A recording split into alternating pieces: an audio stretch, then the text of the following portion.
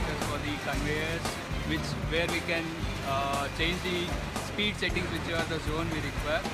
It is very easy and convenient and very efficient. Easy, flexible.